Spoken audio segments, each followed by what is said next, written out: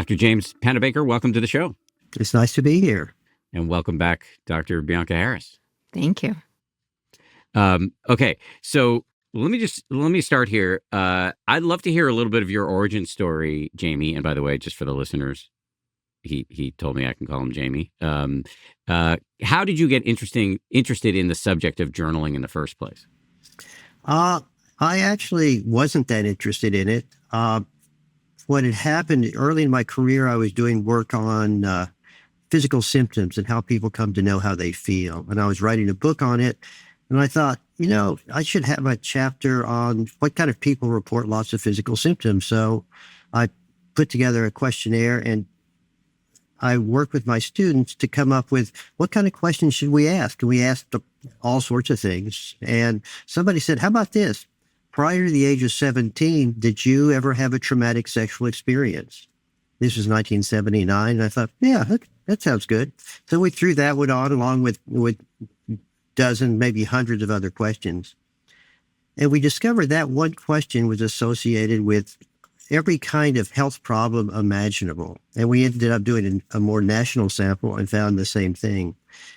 And I became fascinated by this. What was it about a traumatic sexual experience that could have been years earlier that was associated with reporting symptoms, but also other objective health problems?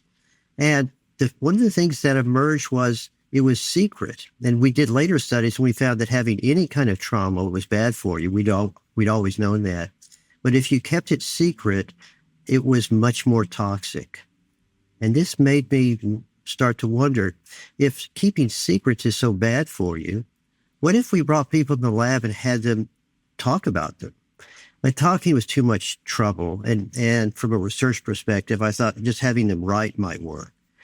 And so we ended up doing a study where we asked people to come in and either write about a deeply upsetting experience, ideally one that you hadn't talked in any detail with others, or to write about superficial topics. And we also got their health. They gave us permission to access their health records. And what we found was that those people who wrote about these traumatic experiences ended up going to the student health center at about half the rate of people in our controls. And that was a profound finding for me. And even back then, I thought, this could be a big deal. And so that really was what spurred my interest. And I had written occasionally, when I was going through upsetting experiences, I would just sit down and I just write, what the hell's going on with me?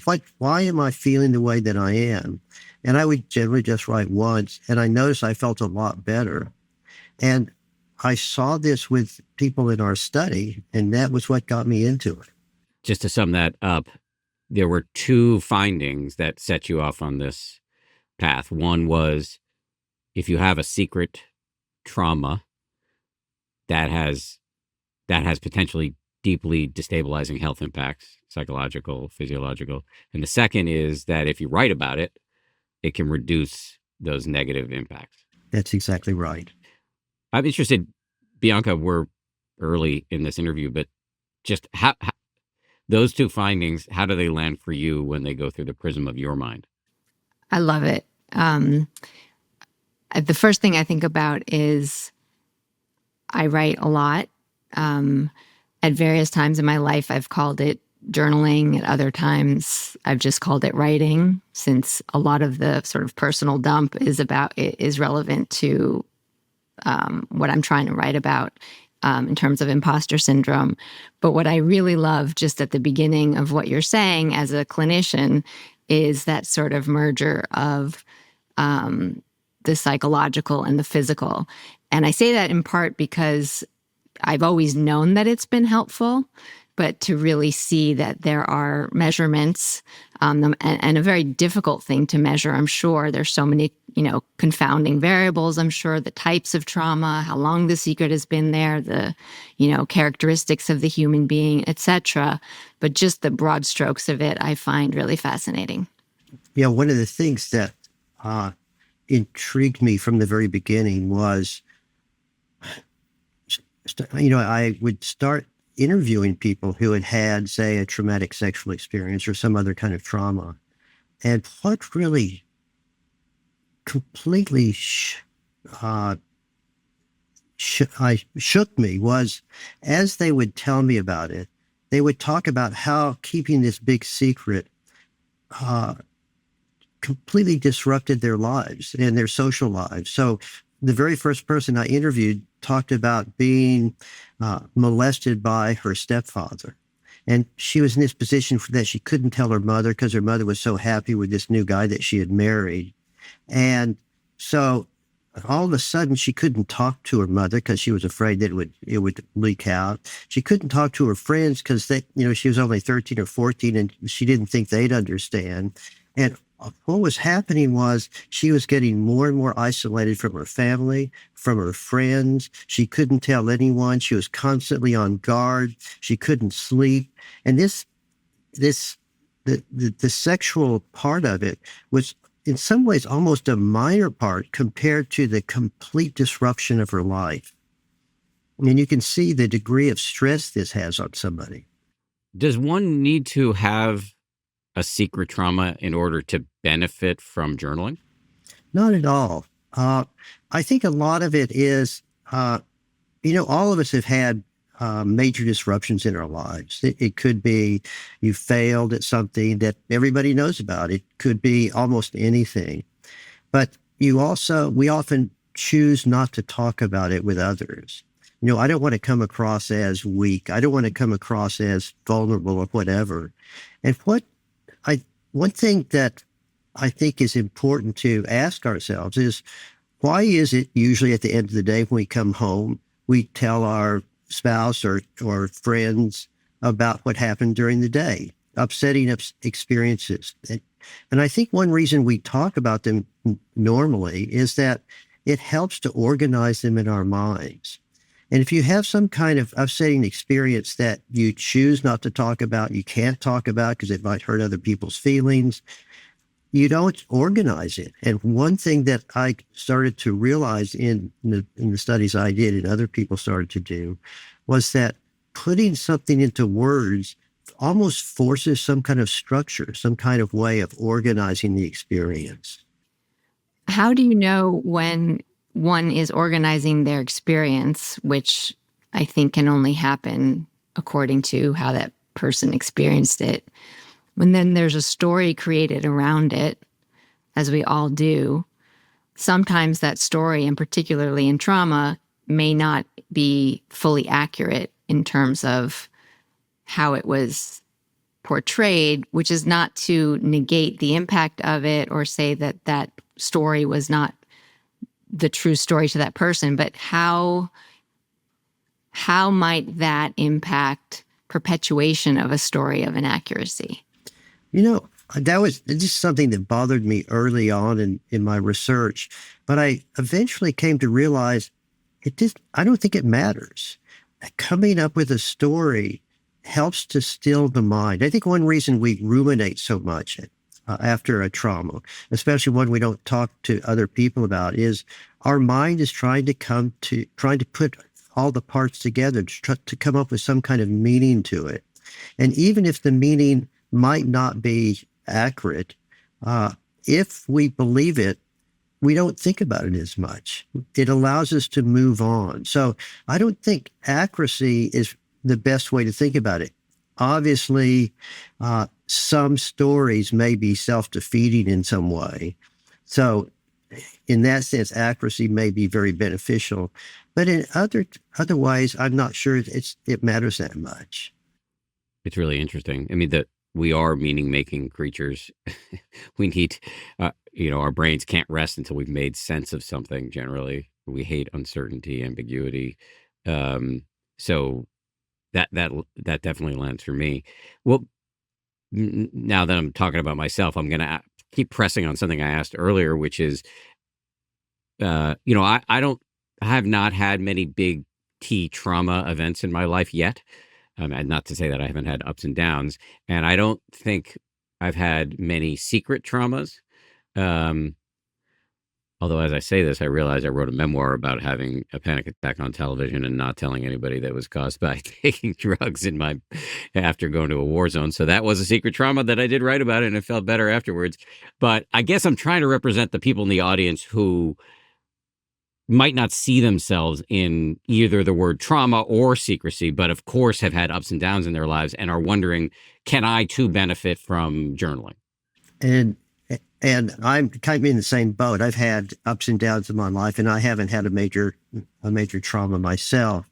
However, what we find in all of this work is all of us have had major stressors and conflicts. And in our studies, in fact, in our early studies where we had people to write about traumas, I would always add, and if you haven't had a trauma, I want you to just write about a major stressor or conflict. And it turns out everybody has something to write about. We all are dealing with issues. And I think one thing that I suggest to people is if you find yourself tossing and turning in the middle of the night about something, if you find yourself worrying about something too much or talking too much to other people about something, and you can tell these other people don't want to hear it anymore, you may benefit from writing. And so I don't think, the word trauma has become a very popular term over the last 20 years. But I don't view this necessarily as a trauma. I would view writing about something that is weighing on you can be beneficial. Another thing about writing, the first study that I did, and this first study was published in 1986. We actually ran it in 1983, 84. One thing that was surprising about this study was I didn't know how much I should have people write. And I was in this position where I was at a small college, and we had about 50 people who could be in the study. And I thought, well, I should probably have them write more than once. So I figured, okay, that they would get 5 hours of experimental credit. Well, heck, why don't we have them write 4 times? And then I needed to find the rooms, and I could only get rooms after 5 o'clock. And I could only get so many rooms. And so we would essentially line these people up and run them for about 4 hours. And each person would write for about 15 minutes a shot for each of 4 days. So half the people wrote about traumatic experiences, and another group wrote about superficial topics. And the study worked. And so afterwards, it became, I thought, well, I guess we should stick with that formula. But then, there have now been, probably 2,000 expressive writing studies that have been published. And you don't have to write 4 times. You don't have to write 15 minutes a time or 20 minutes a time. There have been all of these variations. And for myself, I don't write 4 times, 15 minutes a time. Very often, I don't write very often. I'll probably maybe 2 or 3 times a year. Usually I've had a fight with my spouse or somebody at work, or I'm worried about something. And sometimes I just get up in the middle of the night, sit down, write until I feel like I've written enough. And then I go back to bed. I'm not a journaler. The idea of writing every day for the rest of my life, I find for me overwhelming and depressing. I just don't do that. I write when something bad happens and I want to get over it and move on. I find that so liberating. The fact that one could argue the patron saint of journaling, the scientific guru of journaling, see it as a very useful tool that you do deploy, but really kind of in extremis, not as some death march that you have to go through every day. That's right. I view it like kind of an antibiotic. I got some kind of health problem. Give me drugs for a few days, and then I don't want to take them anymore, and I move on with life. I guess it depends on the person. And by the way, because Bianca, what you were saying, you like to write a lot, and I have a lot of people who talk to me and they tell me how they do it, and I don't want to write a lot. I write only when I'm unhappy. When I'm happy, I would never write. Why do I want to write when I'm happy? I just want to enjoy the happiness. And how people write is tremendously different. So, for example, early on, one of my students said, well, she writes, and then after she writes, the next day she'll go back and she'll revise what she's written, and she'll do that over and over again. And I'm thinking, I would never do that. Reading what I've written is too depressing. Why would I ever want to read it again? But I do know many people really benefit. And one of my primary recommendations is, I am not a guru. I don't have truth. I don't know why it works exactly. And there's not one true way. And everyone needs to be their own researcher, their own scientist, and experiment to see what works best for you. That makes perfect sense. I think the thing that works best for me right now, and I've been writing now for years, is to understand the narrative, both in terms of what it had been, where it is, and where I would like it to be in terms of personal health. And what I find very interesting, and I'm not sure if you've looked at this or could look at it, is let's just take one event, for example, that somebody writes about. What does that event on paper look like over time? Because I know that I've written about aspects of a single event many times over the years, and sort of taking the 30,000-foot view now, which I'm much closer to than I was before, the narrative around it really has changed, which is a goal of mine personally. First, it was about the purge, and saying things that I couldn't say out loud, whether it was a secret or it was, a fight that I wanted to have with someone but didn't know how, I could put it on the page. But over time, it became more of this sort of really expressive writing where ideas behind it came through. And as a result of that and the change over time, there are many more positive emotions than negative ones, because a lot of what triggers me to write is not a sit down and write moment. It's an insight. Sometimes it's distress. Usually it's an insight either coming from just my own feelings or from reading something and I have an idea. And once I start writing, then the interesting stuff happens. So it's a lot, not for everybody, but that's really what has served me well. And I've spoken with so many people about their varying experiences, and yours is a very common one. I work quite a bit with people who have really used writing much of their life, and they say very similar things. I think mine was, and I suspect you're probably more introspective than I am. My wife sometimes rolls her eyes the fact that I've become known for expressive writing, because she's far more introspective than I am. Mine is, let's, just put a Band-Aid on it and let's just keep trying to move. And, I do want to understand it, but it's once I'm there and it's, I have a good enough idea, am I able to move forward and have a good day or a happy life, or at least for the foreseeable future, until the next miserable thing I'm confronted with. I love that thing about your wife, because that's just I have a wife, and I think she rolls her eyes at me being a quasi happiness expert, given that she knows me as a barbarian. So exactly. That was not my word. I could say other words, but I notice she's not disputing the characterization. It's just not her word. Not the first word. But I do write about you a lot. Yeah. Uh-oh. Where are you keeping those journals? Lock and key, lock and key. All right. Well, let me ask a sort of a technical question, Jamie.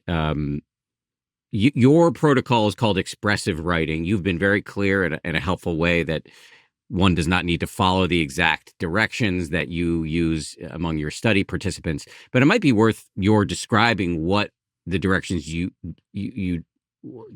what directions you do give to people, so that we're aware of it at the very least. When I'm talking to a person who's not in an experiment, my recommendation is, look, go find a place where you won't be bothered, and you can set aside, let's say 15, 20 minutes a day for at least 3 or 4 days. And once you are able to go to this place where you feel secure, just sit down and you can write. You can write on a computer. You can write a longhand. How you write's entirely up to you. And really let go and explore your deepest thoughts and feelings about the issue or issues that are weighing on you. And in your writing, really let go and explore your very deepest thoughts and feelings. And in your writing, you might tie what you're dealing with other events that might be similar to this. Maybe it might be related to your childhood, your relationship with your parents, or family of origin, or issues going on in your social life right now, or loves, or career issues. And you're free to write about that same upsetting experience each day or something different each day. That's entirely up to you. But whatever you do, just really let go and explore your thoughts and feelings. And in reality, you might find that after the first day, you feel fine and you don't feel like writing anymore. Great, don't write anymore. Or you might start writing and you start to get extremely distressed. Then you know this is going to bother you even more. Stop writing. Writing does not work for everyone all the time. And you need to pay attention to how you're feeling both during and afterwards. If after, I recommend writing 3 or 4 days, some people feel like they need to write more afterwards. Sure, do it. Sometimes they want to write more than 15 or 20 minutes. Great, it's free, do whatever you want. Or, some studies, people have just written 2 minutes or 3 minutes a day, and it's beneficial. Be your own scientist. You know what's best for you, much better than I do. And what topics should you choose? Well, what topics are weighing on you? I've had the experience of thinking I was really upset about a particular topic, and I started writing, and I was bored writing about it after 2 or 3 minutes. And then I realized, wow, that wasn't the problem at all. It was something else that was related to it that was really bugging me. And let your writing guide your own thoughts about what are the issues that are important to you right now. But the primary issue is there is not one true way. And really experiment. I want to send some compassion out to my younger self because I did keep a journal, which I'm sure we call diaries in our adolescence, that was useful, but also distressing to look back on, and I threw it out. And even then I took a long vacation away from journaling. And then when I started again for a brief period of time, years later, when I look back on that, I ripped out the pages that I didn't want to read, just like we select photos for an album where we don't look terrible. And the first time I did it, I threw out the journals. It was because it hurt me too much. The second time I did it was because I didn't want somebody else to find them and realize what I felt about myself, which is there's some sort of progression or growth in there, I suppose. But it did dawn on me in reading, about you before starting that would it have been worse for me to not have written or to have written and thrown away? Because in some ways I was invalidating everything that I was experiencing by saying you are not worthy of being here. It's not really an answerable question, but it is one thing that I thought about. That many people ask me about what should they do with their writing samples. I recommend starting your writing, if you haven't done a lot of writing, with the intention of destroying it when you're finished. In other words, this writing should be for you and you alone. The one thing that I caution people is you need to be able to put this writing someplace that nobody else can find it. Because one reason you are writing this stuff is because perhaps you're afraid someone else will see it, or you would be humiliated, or would break up, would hurt other people. And I've heard stories. All of us have heard stories where someone found their diary and it led to the kinds of things that they were fearing in the first place. So be very sensitive in terms of what you do with this writing, so that it is maximally beneficial for you, but not harming other people. I'm just keying in on the phrase for you and you alone. I have never done the type of expressive writing or journaling that you're describing here. However, I've written 1.5 memoirs, one that's been published and another that I'm toiling away on. And I find that I get a lot of the benefits you're describing, which is that it helps me make sense of my life. It helps me see things more clearly, process ups and downs in my own life, and yet it's not for me and me alone. You might just try this. Set aside some time and simply write for 20 minutes for you and you alone, and throw it away when you're finished. In other words, one reason I like you and you alone language is because it forces you to be truly honest with yourself. And when you're writing a memoir or you're writing it for somebody else, you can't help but twist it. You kind of want to look good. Even if you say bad things about yourself, you kind of twist it a little bit so you look a little bit better than you really know you were. And so I think if there's any way to, in addition, if you're writing a memoir, you have your dark, real memoir, and then you have the gussied up one. I like that. I like that a lot. Bianca, just going back to you for a second, we've been talking a lot about, the value of meaning making, processing, making sense of the stuff of the hard stuff in your life. And it just reminded me that you, I know, have an interest you took a course in narrative medicine, and I think are looking into a course about narrative psychiatry. And so I don't even actually know if I know what those things are. So maybe you could describe that and see if it ties to what we're talking about here. Well, I can't fully describe narrative psychology. I was only introduced to that recently as something I'm really interested in looking at, and maybe you could tell us more, Dr. Pennebaker. So I'll put a pin in that for a second. My understanding, though, is it's just around how people tell stories and create meaning and how that shapes their lives. And because it's a formal or informal, I don't know how common it is, practice within psychology, there are ways of doing it with some sort of rigorous methodology in terms of measuring things that other people write about. But coming back to that in a second, the first part of what you were saying, Dan, about narrative medicine, that's a really, I think, really important feature that is probably not focused on enough within medical training, because it really brings you to the bedside next to the human being. And it's about not only the patients being able to express themselves and what they're experiencing, and as the provider, you being able to better understand who they are, but also as a provider, there's lots to write about, where you can certainly then discover not only what your issues are that may or may not help you help somebody else, but really just helps you be in the moment and benefit your patient as much as possible because of this connection and deep understanding. Now, nobody shows up in an exam room with a piece of writing to hand to their clinician and vice versa. But in essence, that's sort of what we would like to have, what's on the other end of that. And that would take time and conversation, which most clinicians don't have.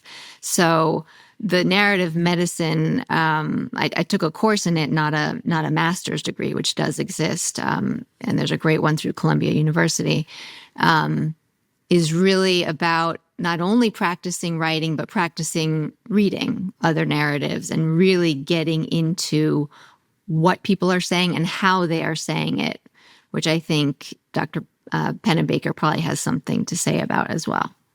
I have spent some time with people in the narrative medicine world, and I've been impressed with their emphasis a lot on literature in terms of reading stories of illness and healing in classic literature as well as other kinds of narrative.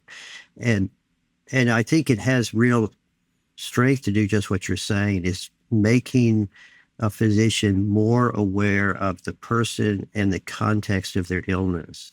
And uh, what I would love to see more of in medicine and in psychotherapy as well is trying to appreciate that illness does not occur in a vacuum. I mean, this is, dealing with relatives who have been having health problems. I'm fascinated that the kidney doctor just looks at the kidney and ignores the rest of the body. And the lung doctor looks at that and nothing else.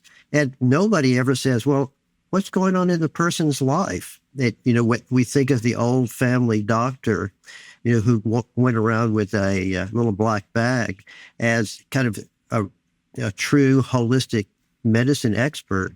But our training is so specialized now that we just don't do that. And I do think trying to understand the context, the life context of what's going on with a person is so important. But again, the economic models of medicine now don't allow it. That's true. Really, what resources are being poured into is dealing with the burnout and the fallout of not doing those things, which actually does involve writing. The other thing you said earlier, Bianca, that I don't want to get lost in this discussion is you honed right in on whether the story should be accurate. And I think that's a really interesting question. I understood Dr. Pennebaker's answer, which was, well, I'm not dismissing the value of accuracy, but the real point of this exercise is a kind of a purge, getting it out there and making some sense of it. But I just wanted to make sure that I gave you a chance to come back to this if it was something you wanted to say more about. If I could just bring up something about the metaphor you implied. I don't view expressive writing as a purge at all. I don't view it as allowing the pot to boil over, to let all the emotions out. I view this as a much more cognitive process. That is, it's a quest for self-knowledge, self-understanding. Why am I feeling this way? So at the end, you walk away with greater insight in terms of why you've been so upset about this experience, why you've been obsessing about it, because you really need to understand what's happening. It's not that you're flushing the emotions away. It's not that you're purging anything. You have come to a new understanding of your situation, why you did what you did, why the other people did what they did, and also ways of how do I move forward from here. So it's not a purge, it's a shift of perspective. Right. And a new understanding, right. I think that all sounds just right. And the partner to that, which I think comes through writing around illness and going back to narrative medicine, is that so much of trauma is locked in the body. So they may be secrets that you don't even know that you have cognitively. And when you start writing about things that you actually physically feel, whether you're distressed or not, or you relate to an illness and start exploring that, there's a whole other world of experiences that you may not have tapped into that also shape how we think. That to me, it's interesting. As a child, I had asthma, and everybody just pointed out, I grew up in West Texas. It's a dry world, and it's lots of dust and nothing else. And I'd usually have asthma in the fall. And, it was just dust and stuff, pollen. And then I went off to college, and I'd been there a while, and my parents came to visit. And before they actually came to see me in my dorm, I developed asthma. And I remember thinking, oh my God, that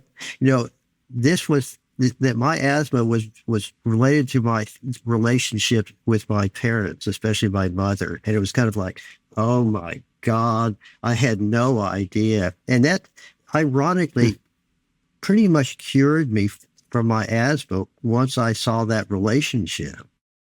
Meditation is not just a quick fix. It is a practice to change all parts of your life, and you don't have to be perfect. You just have to show up. The Happier Meditation app meets you where you are so you can realize more than you thought possible with a flexible approach that grows with you and wisdom from some of the world's most insightful teachers. Happier helps you get more out of meditation so you can give more to every part of your life. Go to happierapp.com and start meditating in a way that truly fits you. But Bianca, just go back to accuracy, because that feels like something that's maybe worth running down. Because I know for me, so many of the stories I'm telling myself benefit from some fact checking, from some mechanism to call bullshit on them, either through talking about it with somebody else or viewing them, shifting my perspective internally. So I don't want to let that pass. If you know where I'm going with this. I don't know if it's about fact checking, because I think the experience is the experience. Sometimes perhaps something was said that we don't remember, or vice versa. It's more the interpretation of it and the putting together of facts in a particular order. And for me, the writing is very much integrated with the talking. And so there is an ongoing conversation with my therapist, not after every writing, of course, but sometimes it does take somebody else seeing it. I think you have to sort of graduate to that point. But in a safe space, being able to feed back what they've heard versus what you've been saying, what they maybe know about you now versus the story you've told yourself from 30 years ago. Because no matter how healed you think you may be, there's always more to learn. You don't have to learn it all. But I think two things can happen. One, again, a therapist or a friend or some safe person that has, without judgment and with great care, held some of your secrets and pain for you and is able to circle back with things that help either validate or reshape what you have told yourself if it's not beneficial. Also, sometimes going back to the players. And as a mature adult versus a little kid, going to a mom or a sister or whomever and saying, hey, is this what you experienced? I am revisiting several of those things right now, and it's fascinating because one of the main things that comes out of trauma therapy in particular that I feel super excited about is that once you really unearth your negative memories, there's a whole boatload of positive that you've suppressed with it, even within the moment of trauma. Or maybe not the exact moment, but within that time frame. And you can't access those. Huge, huge swaths of your life have been totally overshadowed by short moments. Not to minimize those moments again. But part of retelling the story, reframing the story, and taking from it is recognizing that, oh, that year wasn't all shit. There's a lot that happened that is still true and real and impacted me in a way that I can use now. Dr. Pennebaker, I know that, or I believe I know that one of the benefits that you've found among the folks that you've studied who have done expressive writing, which again is your journaling protocol, you see social changes, that they're more likely to talk to their friends about their stuff and they're increasing their social engagement generally. Am I stating that accurately? That's correct. And it's been very interesting. Years ago, I worked with a very interesting project when I was in Dallas, interviewing people who had survived the Holocaust, and they had been generally in concentration camps in World War II. They had moved to Dallas, and these people now had kids, and I did surveys before we did these interviews with the survivors. And the majority of people had not talked to other people in any detail about their Holocaust experiences. And this was part of an archive project where people came into a television studio and we interviewed them. And then we gave them a copy of their videos. And then I contacted them again several weeks later. And the average person now had shown the video of their testimony to at least 10 other people. And they now were talking about it, and they never had because they were afraid that other people would be too distressed by it. And I found this over and over again in our studies that after writing about an upsetting experience, people are much more likely to talk about that experience with others. And also, the studies that we did, this is some other projects. What we would do is we'd ask people to wear a little tape recorder, and it would have a lapel mic, and the recorder would come on for 30 seconds and go off for several minutes and then come on again. They never knew when it was on and off. And we'd ask them to wear this for 2 days in the week before their writing, and then again about a month later. And what we found was that people on questionnaires would say, well, no, it did this study didn't affect my social behavior at all. But in fact, it did. In the month afterwards, they were talking more with others. They were laughing more. They were using more positive emotion language. They were better friends. They could listen to others. They could respond in ways that they couldn't do prior to the writing. And I think part of this goes to some research that was done showing that people who do this expressive writing, they have more, it's called working memory. They think better. They're able to remember things better. They have more capacity, if you like, because they're not worrying about the things they were worried about before the experiment. That is so interesting that if something is bothering you, whether it's a secret trauma or a sort of more mundane vexation, it's taking up bandwidth that once you write it down, process it, get a greater understanding of it. I know you don't like purging, but let's just say, unburdening yourself to a certain extent. Right. Then actually you have access to parts of your brain that were previously being chewed up by this noise. That's exactly right. And actually, the first study that did this was looking at the college freshmen during their first weeks of college. If you think back to when you get a new job, you start college, you start anything, those first few weeks are overwhelming. And you're, am I doing the right thing? Am I, how do I negotiate this new life? And by writing about it, it helps to simplify it, to organize it. And now you don't need to obsess as much as you have. I'm not a psychiatrist, but I do recall, I think, that there's something called pseudo dementia that goes with depression and or anxiety. And it really is this sense of having your brain co-opted when it's dealing with intense emotion or secrets or something else. And things as basic as word finding and certainly memory issues. And they can be very scary when they present, but that's real.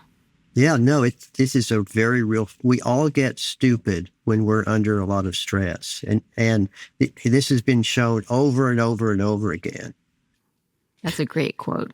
I'm writing it down. I'm going to use it first. Don't be surprised if you see that on my Instagram sometimes, but I'll give you credit. So what other you've done decades of studies on expressive writing. What other benefits have you seen showing up physiologically and psychologically for people? It's a very, very long list. And I'm very serious. There have been over 2,000 studies done on expressive writing. It's been shown to be related to how long people are in the hospital after surgery. It's associated with wound healing. It's associated with changes in various markers of immune function, kidney function, other kinds of biological markers. It's associated with absenteeism from work. It's associated with reduction in insurance costs. It's associated with better social lives afterwards. It helps people stop smoking, stop drinking. It helps them, almost anything in life that you find yourself obsessing about or worrying about, it helps to organize them. People do better on standardized tests like the MCAT or SATs or GREs if they write about their stress, their issues in the days and weeks beforehand. In other words, any place where your mind is overactive, you're ruminating too much, writing can be beneficial. I've also read that it helps with sleep. It helps with sleep, so people sleep better after writing. If people are interested in trying to find out, can this work with this particular problem, go to Google Scholar and enter expressive writing and fill in the blank. And there's probably been a study done on it. Yeah, I mean, I've heard about it helping with autoimmune disorders, with decision making, with anxiety, lots of stuff. Yeah, and chronic pain is one area that there's been some really fascinating research done where it's associated with reduction in chronic pain, at PTSD, some of these big issues that we deal with in the mental health world and physical health world. And also, let me just stop for a second. This is not a panacea. If you write, don't expect you write for three times and then all of a sudden you're going to win the lottery. Life will be beautiful. The people you have wronged in the past will come and beg for you, beg to be friends with you again. No, it helps sometimes, but this is not a panacea. I have two questions. One is, and I grant you that these studies are probably pretty hard to do in terms of really, in the randomized components, having, samples that are truly randomized versus, how are we controlling for mental health disorders and other things that might sway one way or the other. But generally speaking, are there any background mental health issues that either benefit more or perhaps should be, not be done in solitary, I guess? If somebody is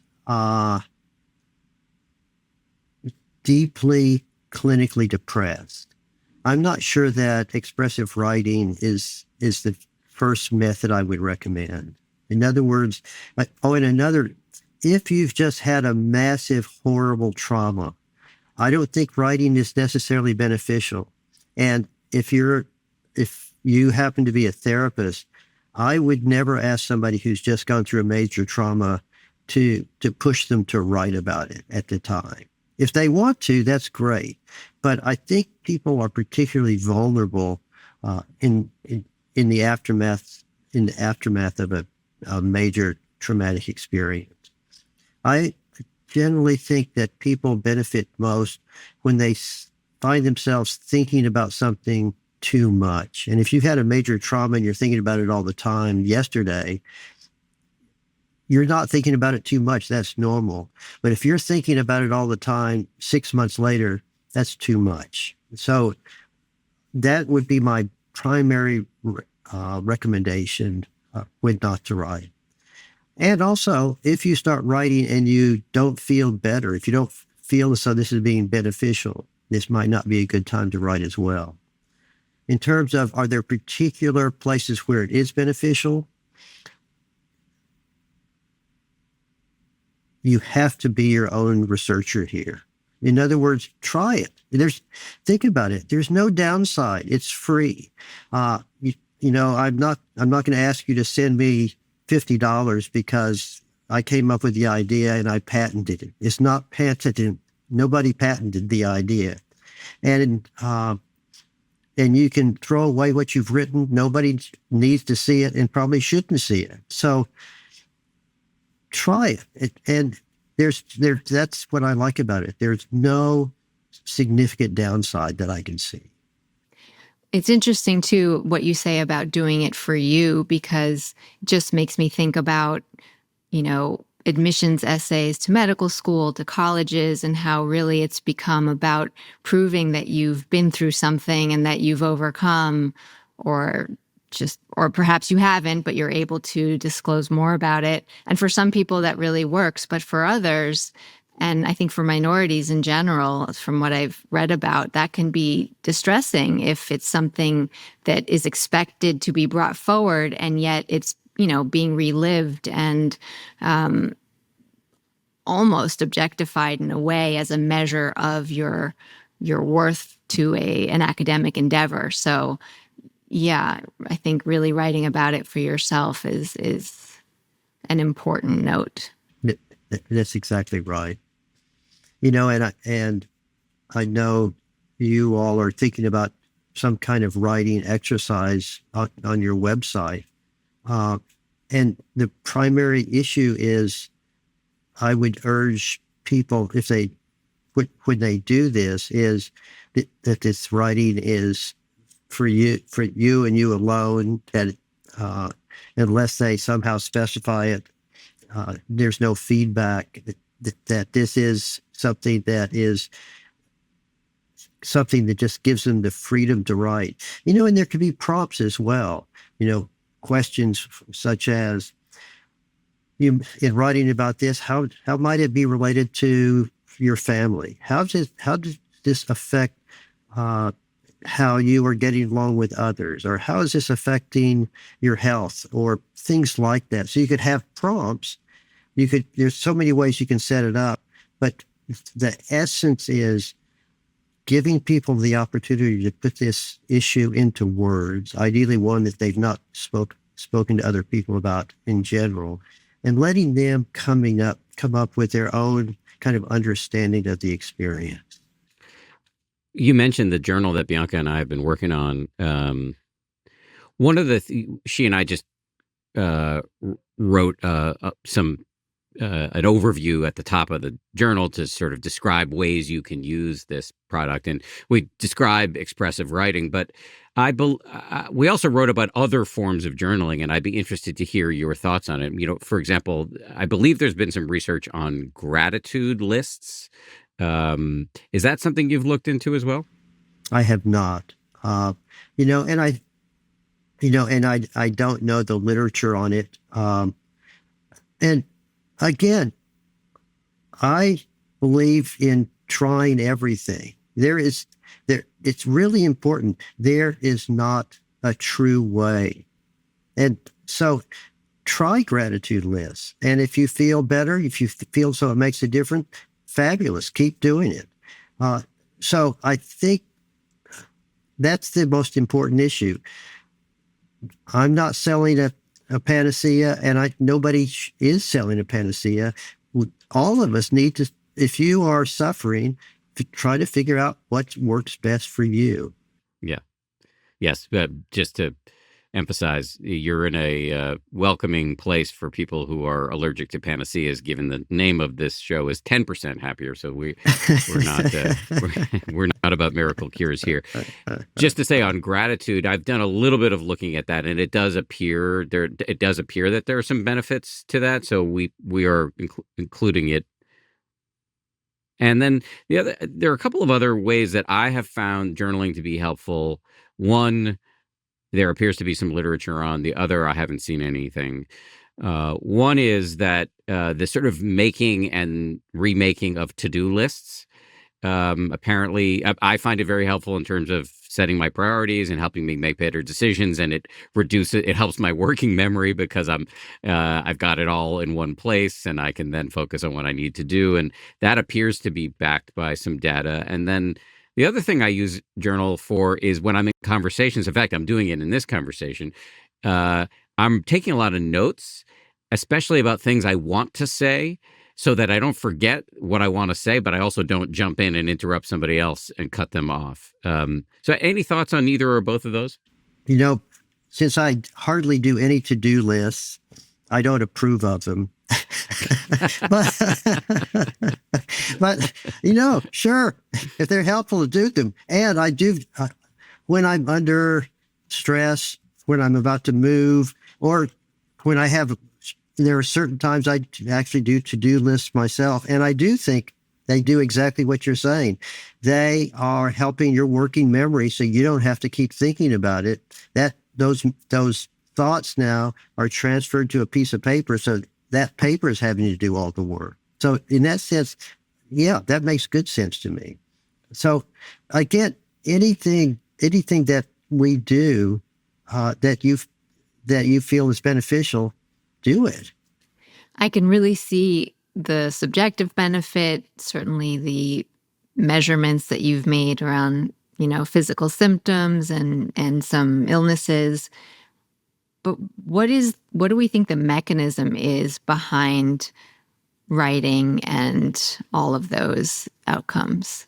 So the way I've come to think about it, first of all, there is not a single explanation. And this, from a scientific perspective, is horrible because we want a nice, simple explanation. And what I've come to appreciate over the years is it's really a whole cascade of things. When you sit down to write about an upsetting experience, ideally one that you have not spoken to other people about, is the first thing you're doing is acknowledging it has happened. So that's the first issue. The second is you're putting it into words. When you put something into words, you are changing the way that it's organized in your mind. And we know this from research on eyewitness identification and many other places in psychology. Putting something into words really does simplify it in our minds. And it simplifies it in a way that it also distorts things, because now it's simpler than it actually was when we experienced it. The next thing is, once you've put it into words, you have to impose structure on it. Even putting it into a sentence requires that there's a beginning, middle, and end of that sentence, and your next sentence almost innately follows from the first sentence. In other words, when you've had an upsetting experience and you're walking down the street, you think about this part of it and you think, oh, I should have done this. And then you start thinking about something else and you think about that, but you're not bringing it all together. And what writing is doing is it's forcing structure, it's forcing you to see things from a broader perspective.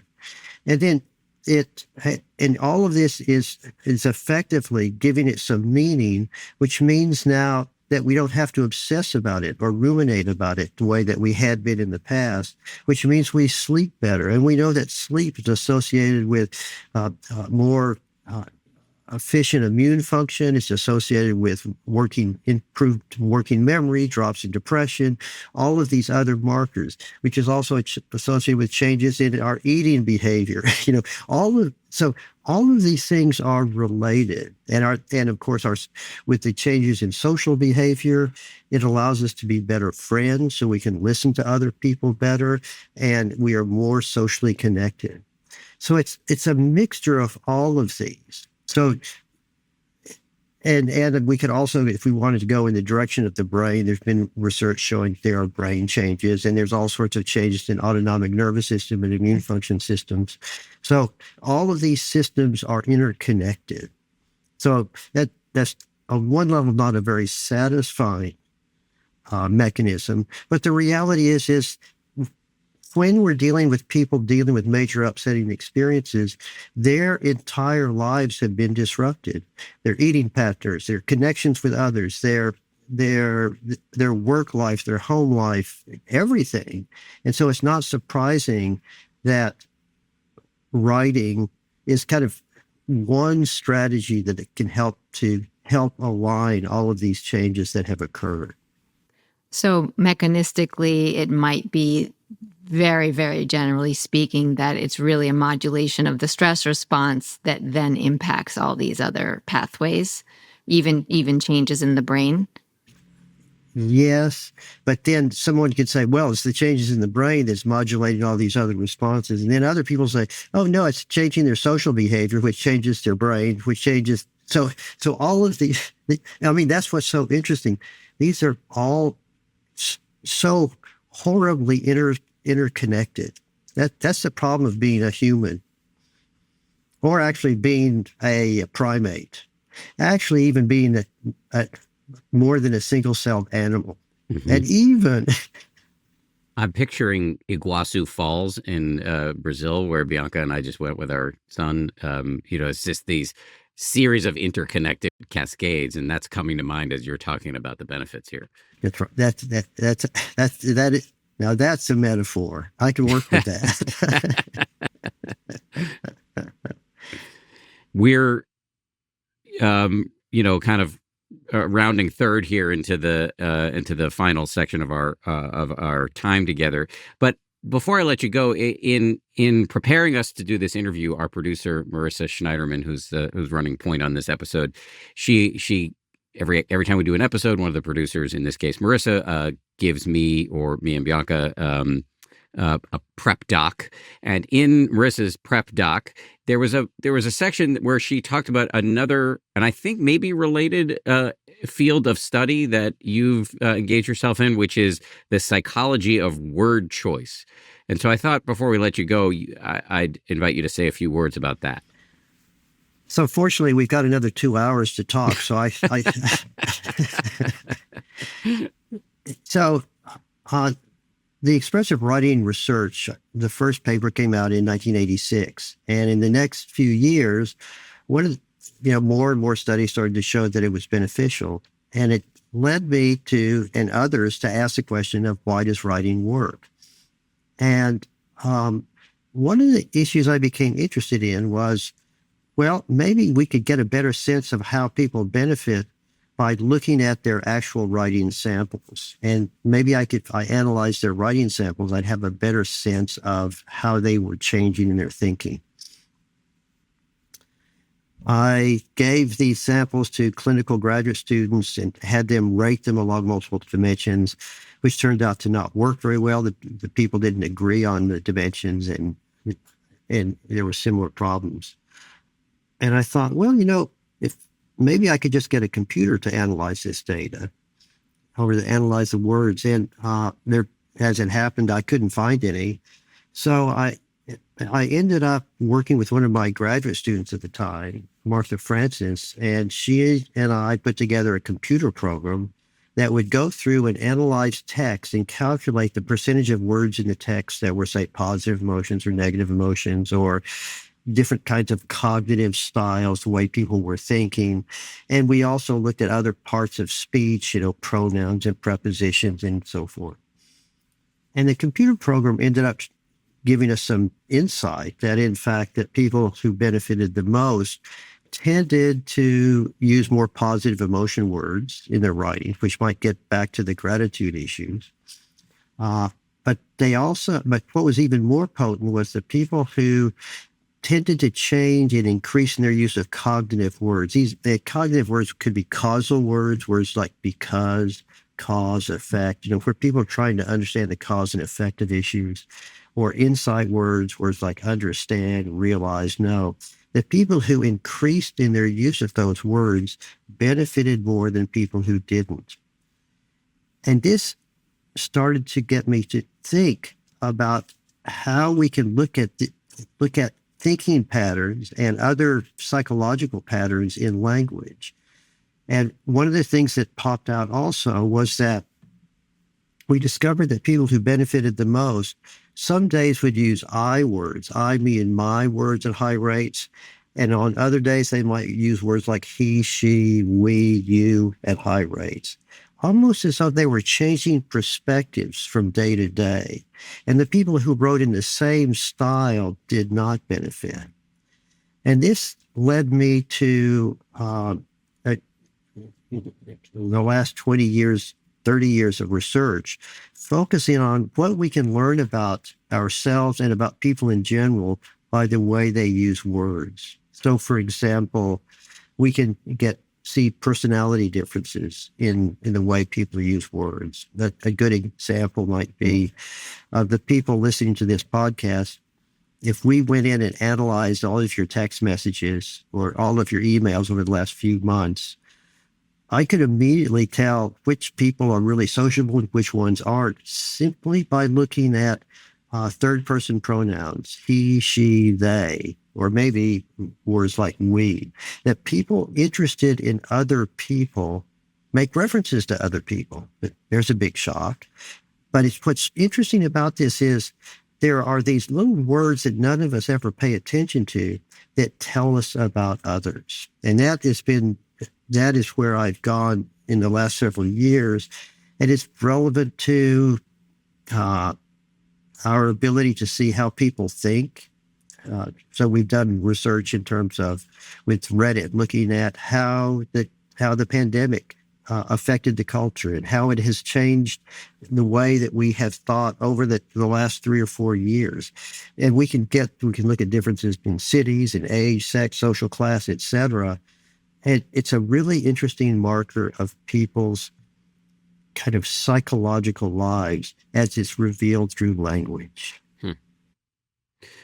Are there practical takeaways based on this area of your research vis-a-vis the first area, which is journaling? In other words, can we look back over what we've written and use the lens that you just described to help us improve in any way?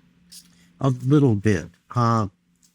Keep in mind that language reflects our psychological state. It doesn't drive our psychological state. In other words, we've done studies where we tell people, okay, I want you to write this using this kind of language, and they can do it, but they don't benefit more than otherwise. But one thing you can look at your own emails or text messages over time, and you'll see certain things. So, for example, people who are depressed or they're heading into a depression they're shifting their language some. And one of the best markers is the use of these I words, I, me, and my. When people are depressed, they use I words at higher rate than when they're not depressed. And people who are bipolar, who often fluctuate between manic and depressive periods. There have been some interesting Twitter studies showing that in the weeks before they are full-blown depressed, you see this increased use of I words that is a kind of a leading indicator of psychological state. Now, the differences are subtle, and a person might not see it themselves. A computer can see it, but the point is that there are we all are leaking our psychological state all the time through our use of words. Are there technologies out there, that are commercially available that would allow us to, do an analysis of everything we've written on email, Slack, social, et cetera, to tell us if there's any warning signs that we should be paying attention to? So I have my own computer program, and there's a commercial version of it, but my computer program is called Linguistic Inquiry and Word Count, LIWC.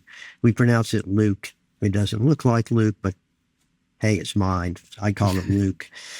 And so you could, if you just do a Google search, you can find where it is, and you can enter text and it can analyze it, or you can buy the program. And so that there are ways that such programs do exist.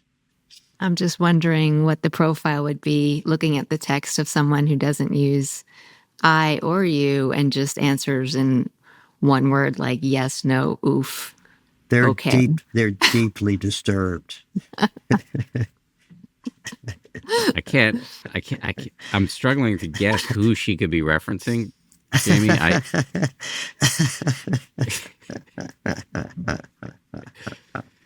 Yeah, I'd be very concerned about them.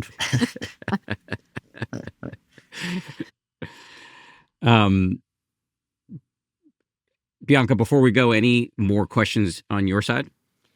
Not that I can really articulate. I'm just grateful to know more about it, truly.